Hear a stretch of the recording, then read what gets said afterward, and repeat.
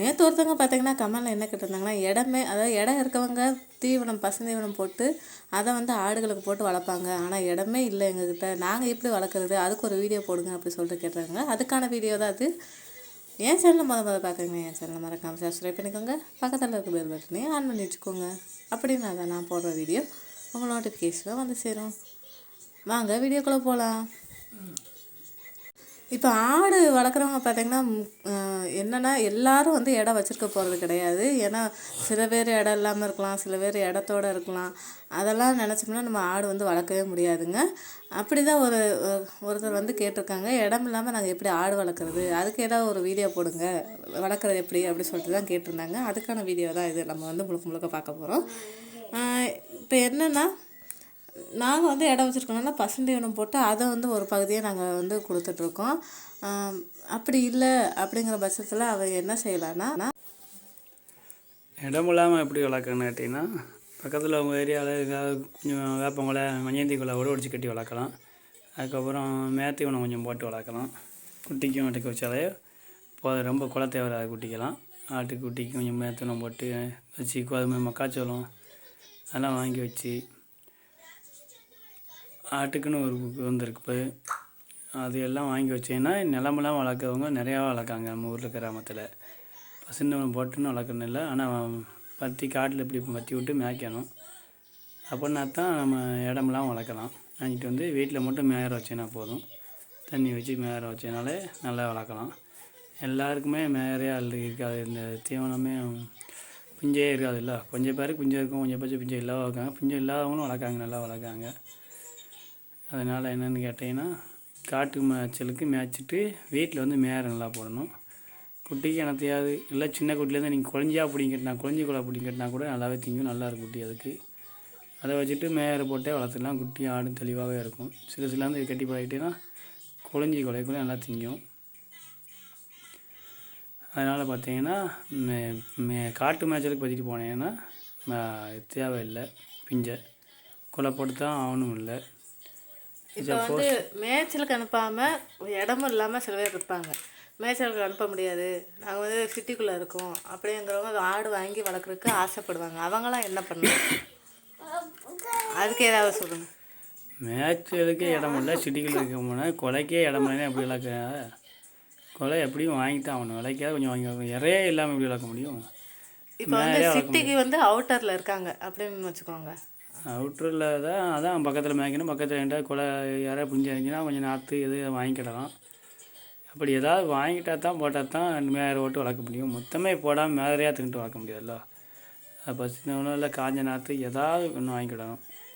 நல்லா ஆள் பேரும் நிறைய விடாமல் நாற்று வாங்கி அறுத்து படப்பு போட்டு அடைஞ்சி வச்சுக்கிட்டு நிறைய விடாமல் வச்சு போட்டேன், அதை கட்டி கூட வளர்த்துக்கலாம். மொத்தமே இல்லாமல் வளர்க்க முடியாதோ. அதனால் ஆடு இல்லாதவங்க நிறையா, காடு இல்லாதவங்க, காடுலே இல்லாமல் பக்கத்தில் சிட்டி ஓரத்தில் வந்தால் மேய்ச்ச வாட்டியே வளர்க்காங்க. மேய்ச்சலுக்கு பற்றி வளர்த்துட்டு அதுக்கப்புறம் பார்த்தீங்கன்னா வீட்டில் வந்து மேயற நல்லா வைக்கணும். அடுத்து தண்ணி தவிடு வைக்கணும். அப்படின்னா தான் நல்லாயிருக்கும். குட்டிக்கு குலைக்கெலாம் வளர்த்தப்பட வேண்டாம். இந்த கடலை புண்ணாக்கு ஏதாவது செடி வாங்கிக்கிடலாம். இல்லை குழஞ்சி குலையை கட்டினாலும் சிறு நல்லா திங்கும். இல்லை உங்கள் ஏரியாவில் வேப்பங்குலை ஏதாவது ஒடிக்கலாம் பக்கத்தில், அது கட்டினாலும் போதும். பசுந்தீவனம் தான், நாற்று சோளம் தான் ஒன்றும் இல்லை. பிஞ்சை வச்சுன்னு பிஞ்சை வைக்காதவங்க நல்லாவே வளர்க்கலாம். அதுக்கு அந்த இறையை போட்டு செஞ்சு மேத்தீவனம் கொஞ்சம் போட்டிங்கன்னா இப்போ அடதீவனம் கொஞ்சம் கம்மியாகவே திங்கும். பிஞ்சை இல்லாதவங்க அது தெளிவாகவே இருக்கும். ஆடுக்குட்டி நல்லா இருக்கும். அதனால் இப்போ மேத்தீவனம் ஏதாவது காஞ்சவனம் எதுனாலும் இருக்கணும், இருக்க போட்டு அடதீவனத்தை போட்டு வளர்த்துடலாம். 2 நெஸ் தண்ணி 2 சோறு பொங்கி அதை நல்லா கரைச்சி குட்டையினாலே நல்லா தெளிவாகவே இருக்கும். கதையினி மாதிரி சோறை பொங்கி நல்லா கரைச்சி வச்சிடணும். ஆட்டுக்கு ஒரு அளவாக திங்க விட்டிங்கன்னா குட்டினாலும் சரி, தின்னு வளைச்சின்னா குட்டி நல்லா திங்கும், ஆடு நல்லா திங்கும். அதுக்கு நல்லா வெயிட்டு போடும், நல்லாவே இருக்கும். அப்படி வேணால் நீங்கள் வளர்த்துக்கிடலாம். அதெல்லாம் ரொம்ப ஈஸி தான். பிஞ்சை இல்லாதவங்க வளர்க்காங்க, ரொம்ப பேர் வளர்க்காங்க. பண்ண முறையில் வளர்க்காங்க. பாதி பேர் பிஞ்சை வச்சு கொலை போட்டு ரெடியாகி வளர்க்காங்க. பிஞ்சை இல்லாத வளர்க்காதாலும் நிறையா பேர் வளர்க்காங்க. நாற்று நாற்று விதை, மக்காச்சோளம், அரிசி, கோதுமை, உங்களுக்கு உங்கள் ஏரியாவில் எது கிடைக்கோ அதை வாங்கி வச்சுக்கிட்டு சோறை பொங்கி நல்லா கரைச்சி குளூர்னு டவியில் ஊற்றி குளூர்னு வச்சில தின்னுட்டு குட்டி ஆடு நல்லா வெயிட்டு போடும். அது ஒரு அளவாக வச்சுக்கணும். டெய்லியும் போதே உங்களுக்கே தெரியும், கொஞ்சம் கொஞ்சம் வச்சு வச்சு வச்சு கூட தின்னா ஒழிஞ்சியாது. அப்படி வளர்த்தாப்ப நல்லா தெளிவாகவே இருக்கும். நம்ம கிடாய் ஆடெல்லாம் பார்த்தீங்களா, இதுலேயும் எங்கள் கூட மேயதும் பிஞ்செல்லாம் காட்டில் தான் மேயுது. வீட்டிலலாம் கூட இறலாம் கட்ட மாட்டோம். நைட்டில் குட்டிக்கு மட்டும் தான் கட்டுவோம், ஆடெல்லாம் கட்ட மாட்டோம். அது பாருங்கள் எவ்வளோ இடம் இருக்குது. கிடாயெல்லாம் 2 உள்ள தான் போட்டிருக்கு. பார்த்தீங்கன்னா வந்து மே இறை அப்படி சொல்கிறோம்ல, அந்த இறை வந்து ஒரு நாளைக்கு நம்ம வந்து போடுறோம்ல, அதுக்கான செலவு எவ்வளோன்னு ஒரு அப்ராக்சிமேட்டாக சொல்ல முடியுமா? அது சில பேர் நிறையா வைக்காங்க, சில பேர் கொஞ்சம் வைக்காங்க. அதெல்லாம் சொல்ல முடியல, வைக்க பொறுத்து இருக்குது. சில பேர் வாங்கி நிறையா செலவு வேஸ்ட் பண்ணாங்க, அவ்வளோ வேஸ்ட் பண்ண வேண்டாம். இப்போ வந்து நம்ம வந்து வைக்கிறதுல அதுக்கான செலவு ஒரு நாளைக்கு செலவு எவ்வளோ ஆகுது? நம்ம செலவு ஒரு நாளைக்கு ஒரு 30 ரூபா ஆகும். ஒரு நாளைக்கு ஒரு 30 ரூபா ஆகும். சிரமம் தான் நமக்கு மேயர் வைக்கிறது. ரொம்ப அதிகம் கிடையாது. காட்டு மாச்செல்லாம் மேய்ஞ்சி வீட்டில் கொலை கட்டுறது அவத்துக்கு நடத்திக்கிறதுனால சரவசரம் ஒரு 30 ரூபா டெய்லி. சரவசரம் 30 ரூபா 35 ரூபாக்குள்ளே வரும். ரொம்ப அதிகமாக வாங்கி போடலை. அதிகமாக வாங்கி போடுறவங்களும் இருக்காங்க. நம்ம இதுக்கே நல்லா வெயிட்டு போட்டு நல்லாவே இருக்கும். அதனால் இதே போதும்னு இதே போட்டு இறம் எல்லாத்தையும் வீட்லேயும் காட்டுக்கும் ஓட்டிகிட்டு போய் விட்டுட்டு வீட்லேயும் நல்லா இறதிங்கனால நம்ம அடத்தீவனம் வந்து கம்மியாகவே போடாது. ரொம்ப செலவு நல்ல சில பேர் நிறையா அந்த தீவனம் இந்த தீவனம் நிறையா போடுதாங்க. அதனால் நம்ம கொஞ்சம் கம்மியாக கொடுக்குறது. அப்பயும் நம்ம ஆடு குட்டி நல்லா தெளிவாகவே இருக்கும். இந்த கன்னி ஆடு வந்து இறை கழிக்காமல் மேய்ஞ்சி நல்லா தெளிவாக இருக்கும். எந்த இதையும் எனக்கு கழிக்காது. நல்லா உடம்பு வைக்காமல் இருக்கும். உயரம் வளர்த்தி ஒன்றுவோட இருக்கும். அதனால் எந்த இறையும் கழிக்காமல் திங்கும். அதனால தான் இந்த ஆடு கன்னி ஆடு நல்லா வெயிட்டு உயரம் நல்லா இருக்கும். மிச்சம் ஆடு மாதிரி கழிக்காது. நல்லா கழியாமல் தின்னா தான் நல்லாயிருக்கும், தெளிவாக இருக்கும். அதனால் இது கழிக்காமல் நல்லா திங்கும். நல்லா அப்போ தான் நல்லா உணவோட வெயிட் இருக்கும். குட்டிக்கு நல்லா பால் இருக்கும். ஆடு நல்லாயிருக்கும். குறாக்காடு வைக்கிது. குட்டியும் நல்லாவே பால் இருக்கும். 3 குட்டி இருந்தாலும் நல்லா வளர்க்கும் கன்னி ஆடு வந்து. அதுதான் அந்த கன்னி ஆடு, பால் வர்க்கமான ஆடு.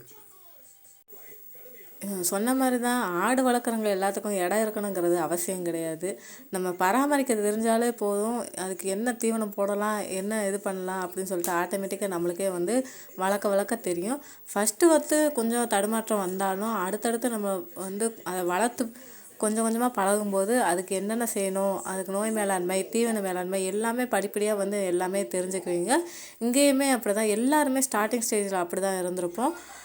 போக போக தான், அதாவது நம்ம வந்து நிறைய அனுபவங்கள் கிடைச்சா தானே நம்மளை அது வந்து சாதிக்க முடியும். அதே மாதிரி தான் வந்து இந்த இடத்துலையும் இப்படி தான் கொஞ்சம் கொஞ்சமாக வளர்த்து தான் நம்ம பெரிய ஆளாக வந்து வர முடியும்.